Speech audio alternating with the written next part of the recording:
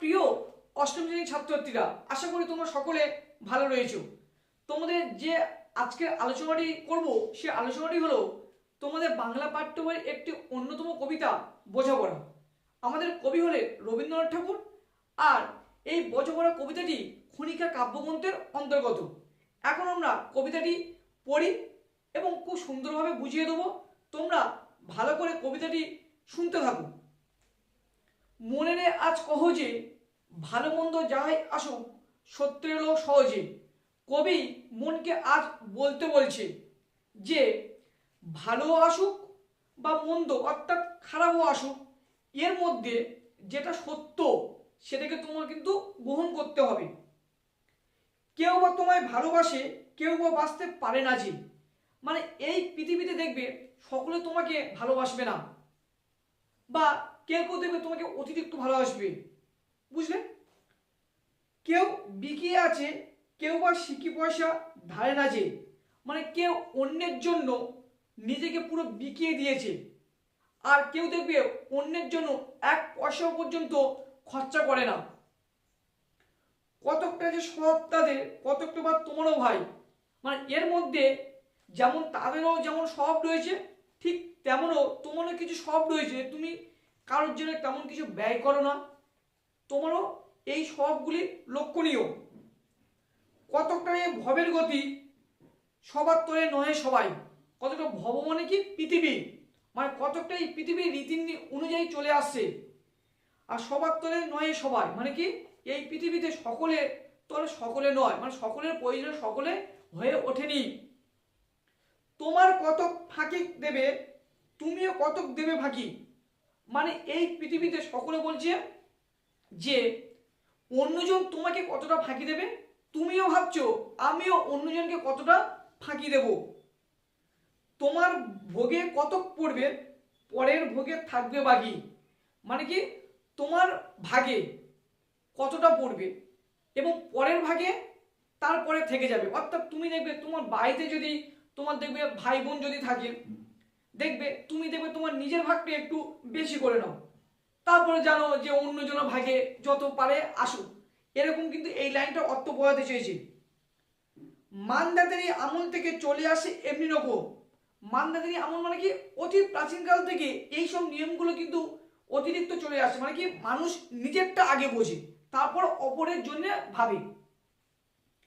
তোমরা কি এমন ভাগ্য বাঁচিয়ে যাবে সকল যখন যখন মানে কি আঘাত, মানে কবি বলছে তুমি এমন ভাগ্য করে এসো যে এইগুলো ঘটনা তোমার সাথে ঘটবে না, সেটাই বোঝাতে চেয়েছে কবি। মনে রে আজ কহ যে ভালো মন্দ যাহাই আসুক সত্যের এলো সহজে। ফের আবারও ওই লাইনটি রিপিট হচ্ছে। কবি বলছে মনকে বলো যে আজকের দিনে ভালো আসুক বা মন্দ আসুক, যেটাই সত্য সেটা তোমাকে গ্রহণ করতে হবে। অনেক ঝঞ্ঝা মানে কি ঝড় বা বিপদ কাটিয়ে বুঝি এলে সুখের বন্দরেতে। মানে কি যখনই তুমি অনেক বিপদ কাটিয়ে একটু হয়তো রেহাই পেয়েছো বা একটু হয়তো সুখের মুখ দেখতে পেয়েছো, ঠিক তেমনই সেই সময় একটা কি হচ্ছে বিপদ ঘটবে, সেটি এখন দেখো। জলের তলে পাহাড় ছিল লাগলো বুকের অন্দরেতে। মানে কি হচ্ছে এরপরে যে বিপদটা পেয়েছো তুমি বা যে আঘাতটা পেয়েছো, সে আগে তো অন্দর অর্থাৎ ভিতরে খুব একটা মানসিক কর্ম বা মানসিক কাজের জন্য তুমি একটা মর্মাহত হয়েছো। মুহূর্তকে পাঁজরগুলো উড়লো কেবে আত্মলবে। পাঁজর মানে কি বুকের বা পাশের হাড়, আমাদের পাঁজর বলতে বুকের হাড় বা পাশের হাড়কে আমরা বোঝাই। তাই কি মুহূর্তকে পাঁজরগুলো উড়লো কেবে আত্মলবে। আত্মলবে কি কাতর ধ্বনি।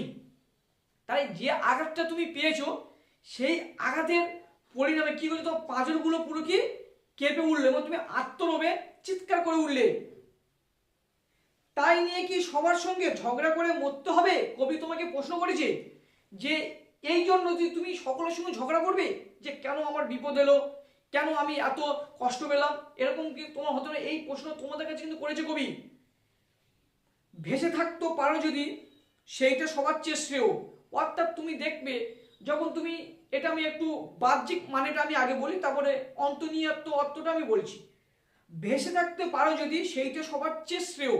মানে তুমি যদি কোনো সমুদ্রের মাঝখানে যদি ডুবে যেতে থাকো, তখন তোমার কি প্রথম করণীয় হবে যে তুমি কিভাবে ভেসে থাকবে, তারপরে তুমি বাঁচবে না মনে সেটা পরে দেখা যাবে। তেমনই বলি যে বিপদটা তুমি পেয়েছো বা যে আঘাতটা তুমি পেয়েছো ওই আঘাত থেকে কেমনভাবে বাঁচবে এবং সেই আঘাতের উপায়টা কি, সেও মানে কি শ্রেষ্ঠ বা আঘাত থেকে বাঁচার শ্রেষ্ঠ উপায়টা কি, সেটা কিন্তু কবি বলতে চেয়েছে। না পারো তো বিনা বাক্যে টুক করিয়া ডুবে যাও।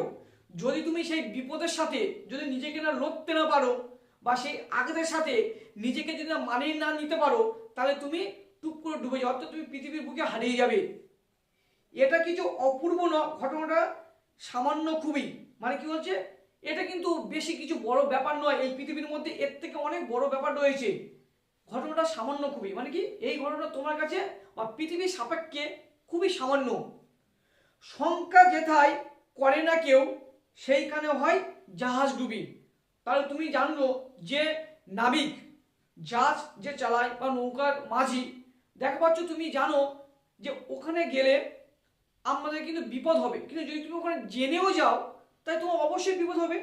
তাহলে কিন্তু তুমি শঙ্কা মানে কি ভয়, তাহলে শঙ্কা যেটাই করে না কেউ সেইখানেও যায়, মানে তুমি বিপদ ভাবছো হবে কিন্তু সেই বিপদ কিন্তু তোয়াক্কা করে তুমি এগিয়ে যাচ্ছ, তাহলে কি সেখানে তোমার কিন্তু অবশ্যই বিপদে আসবে বা বিপদে পড়বে। আবারও সেই লাইনটা রিপিট হয়েছে, মনে তাই কহ যে ভালো মন্দ যাই আসুক সত্য এলো সহজে। তোমার মাপে হয়নি সবাই, তুমি হওনি সবার মাপে। মাপে মানে কি পরিমাণে, ঠিক আছে, মানে এই পৃথিবীতে তোমার জন্য কেউ হয়নি আর তুমিও কারোর জন্য হওনি। তুমি মরো কারো ঠেলায়, কেউ বা মনে তোমায় চাপে, মানে কি তুমিও কারো ঠেলায়, অর্থাৎ কেউ তোমাকে চাপ দিচ্ছে অতিরিক্ত, তুমি নিজেকে পালানোর চেষ্টা করছো, যদি না পারো নিজেকে হচ্ছে অন্য পথ ভেবে নেবে বা পৃথিবীর মধ্যে হারিয়ে যাবে। ঠিক তেমনি তুমিও অন্য কাউকে চাপ দিচ্ছ, তোমার চাপে অন্যজন কেউ মারা হয়ে যেতে পারে। তবু ভেবে দেখতে গেলে এমনি কিসের টানাটানি। আবারও কবি তোমাদের কাছে প্রশ্ন করেছে, তুমি যদি ভেবে থাকো তাহলে কেন এই পৃথিবীতে আরো টানাটানি করছো, যে এটা আমার ওটা আমার, এত টানাটানি কিসে? তেমন করে হাত বাড়ালে সুখ পাওয়া যায় অনেকখানি। তাহলে তুমি মানুষের কাছে যদি ভালোবাসার হাতটা যদি বাড়িয়ে দাও তাহলে কিন্তু অনেক সুখ পাবে তুমি, কিন্তু তুমি মানুষের কাছে ভালোবাসার হাত না বাড়িয়ে যদি শত্রুতার হাত বাড়িয়ে দাও কিন্তু সেখানে হবে বিপদ। আকাশ তবু সুনীল থাকে মধুর থেকে ভোরের আলো, মানে এত কিছু ঘটনা পড়ে যাওয়া সত্ত্বেও আকাশ কিন্তু এমনি নীল থাকে। আর মধুর যে ভোরের আলোটা পাও, অর্থাৎ ভোরের আলো দেখবে সূর্যের আলো পুরো মধুর হয়, দেখবে একটা মন প্রাণ পুরো ভরিয়ে দেবে। মরণ এলে হঠাৎ দেখি মরার চেয়ে বাঁচাই ভালো। তুমি এতদিন হয়তো ভাবছো এত আমি বিপদ আসছে আমি কি করে বাঁচবো, তার থেকে মরে গেলেই খুব ভালো হয়, কিন্তু যখনই তোমার মৃত্যু তোমার সামনে আসবে তখন তুমি বলো বাবা মরার থেকে বাঁচাটা অনেক ভালো ছিল, আমি এই পৃথিবীতে সংগ্রামের মাধ্যমে বেঁচে থাকতে পারতাম। যাহার লাগি চক্ষু মুজে বইয়ে দিলাম অশ্রু সাগর, মানে কি তুমি যার জন্য এত কিছু করেছো, তুমি যার জন্য দিনের পর দিন রাতের পর রাত কেঁদে গিয়েছো, তাহারে বাদ দিয়েও দেখি বিশ্বভুবন মস্ত ডাগর। ডাগর শব্দ অর্থ কি প্রশস্ত বা দীর্ঘ বা বড়, তাহলে তার বাদ দিয়েও এই পৃথিবীতে অনেক কিছু রয়েছে, পৃথিবীতে অনেক কিছু রয়েছে, তার অল্টারনেটিভ বা তার পরিবর্তে তুমি অনেক আরো ভালো কিছু পেয়ে যেতে। মনে নে তাই কহ যে ভালো মন্দ যাই আসো সত্যি এলো সহজে। নিজের ছায়া মুস্ত করে অস্তাচলে বসে বসে, তাহলে কি হচ্ছে অস্তাচল মানে কি পুরাণে একটা উল্লেখ রয়েছে, অস্তাচল বলে একটা পর্বত ছিল, তাহলে নিজের ছায়া মস্ত করে অস্তাচলে বসে বসে, নিজের ছায়াটা মানে কি তোমার বিপদ, তুমি যদি হয়তো বসে বসে তুমি ভাবছো যে হচ্ছে আর কিছু হবে না, সেই বসে আছো নিজে কোনো চেষ্টা করছো না, তাই নিজের বিপদ নিজেই ডেকে আনছো। আধার করে তোলো যদি জীবনখানা নিজে দোষে। আচ্ছা এই যে ছা মস্ত করে অস্তাচলে, এটা আবার একটু বাহ্যিক মানেটা আমি একটু বলি একটু অন্যরকম ভাবে। যদি দেখবে তোমরা দিনের সময় সূর্য যখন ওঠে দেখবে তোমার চারিদিকে আলো হয়ে যায়, পাখিরা প্রাণীরা বিভিন্ন রকম মানুষরা দেখবে আনন্দে মেতে ওঠে, ঠিক দেখবে বিপরীত যখন অস্ত যখন চলে যায় অর্থাৎ সূর্যের অস্ত যখন চলে যাচ্ছে তখন দেখবে চারিদিকে আঁধার হয়ে এসছে, মানুষজন সব বাড়ি ফিরে আসছে, পশু পাখি সব বাড়ি ফিরে আসছে, তখন দেখবে একটা যেন তোমার জীবনে যেন একটা নতুন অধ্যায় বা নতুন একটা রকম ভয় আবার যেন চলে আসছে। ঠিক তেমনই বলছি যে বিপদ দেখে তুমি বসে থাকলে হবে না, বিপদ দেখে হচ্ছে অপরকে দোষ দিলে হবে না, নিজের দোষটা দেখো, নিজে ওই বিপদের সঙ্গে সংগ্রাম করো, নিজেই এগিয়ে যাও। আধার করে তোলো যদি জীবন খানা নিজের দোষে, বললাম যে যদি তোমার নিজের দোষে যদি জীবন খানা যদি তুমি আধার করে তোলো, মানে কি জীবন খানা যদি একটা অন্ধকার করে তোলো, বিধির সঙ্গে বিবাদ করে নিজেই পায়ে কুল মারো, মানে কি বলছো, তুমি নিজের দোষে নিজের জীবনকে তুমি অন্ধকার করে দিচ্ছ বা আধার করে তুলছো, আর তুমি দোষ বিধি মানে কি বিধাতা, যে ঠাকুর আমার কি করলে তুমি, এরকম বলে কিন্তু তুমি দোষ দিচ্ছ কাকে, বিধাতাকে। দোষ দিয়ে কি করছো, নিজের পায়ে কুড়ুল মারছো, মানে নিজের পায়ে নিজেরই কুড়ুল মারছো, মানে বিধাতাকে তুমি দোষ দিয়ে, যিনি হচ্ছে সৃষ্টিকর্তা, যিনি তোমার মঙ্গল কামনা করো সবসময়, তাকে তুমি হচ্ছে দোষ দিচ্ছ, আবার সেই দোষ দেওয়ার ফলে তুমি নিজের পায়ে নিজের কুড়ুল মারছো, এই লাইনটা দিয়ে কিন্তু বোঝাতে চেয়েছে। দোহাই তবে এ কার্যটা যত শীঘ্র পারো সারো, মানে কি বলছে কবি, যত পারো পারো, যত তাড়াতাড়ি পারো এই কার্যটা বা এই দশক করাটা, এই বিধির সঙ্গে বিবাদটা তুমি তাড়াতাড়ি সেরে ফেলো। খুব খানিকতে কেঁদে কেটে অশ্রু ঢেলে ঘোরা ঘোরা, ঘোরা ঘোরা মানে কি, একটা বড় পুজো, মানে কি অনেক তুমি ঘোরা ঘোরা অশ্রু বয়েছো, মানে কি কেঁদেছো, আর কাঁদতে তোমাকে হবে না। মনের সঙ্গে একরকমে করে নে ভাই বোঝাপড়া, তাহলে এতক্ষণ মানে বোঝাপড়া মানে কি মীমাংসা, বোঝাপড়া মানে কি আলোচনার মাধ্যমে মীমাংসা, অর্থাৎ তুমি যার সাথে গন্ডগোল করছো বা যার সাথে শত্রুতা করছো তার সাথে তুমি একটা বোঝাপড়া করো না, আর তার সাথে তুমি বোঝাপড়া যদি না করতেও পারো, তুমি তোমার নিজের মনকে বোঝাও, নিজের মনের সাথে বোঝাপড়া করে নাও, যে পরের দিন থেকে আমি এইভাবে জীবনযাপন শুরু করব, এইভাবে আমি সংগ্রামের মাধ্যমে জীবনকে এগিয়ে নিয়ে যাব। তাহার পদে আধার ঘরে প্রদীপখানি জ্বালিয়ে তোলো, ঠিক আধার ঘরে একটা অন্ধকার ঘরে যদি তুমি একটা প্রদীপ জ্বালো, মাটির প্রদীপ একটা জ্বালো, ওই সামান্য প্রদীপ দেখে পুরো ঘরটাকে আলো করিয়ে তুলেছে, তেমনি তোমার জীবনে ওই আধার করা ওই অন্ধকার জীবনে তুমি একটা লক্ষ্য স্থির করো এবং সেই লক্ষ্যকে নিয়ে আস্তে আস্তে এগিয়ে চলো, দেখবে তোমার জীবন আলোময় হয়ে উঠেছে। ভুলে যা ভাই কার সঙ্গে কতটুকুন তফাৎ হলো, কবি বলছে ভুলে যা ভাই, সবকিছু ভুলে যা, যে ও ভালো আমি খারাপ, আমি ভালো ও খারাপ, এগুলো সবকিছু ভুলে যা।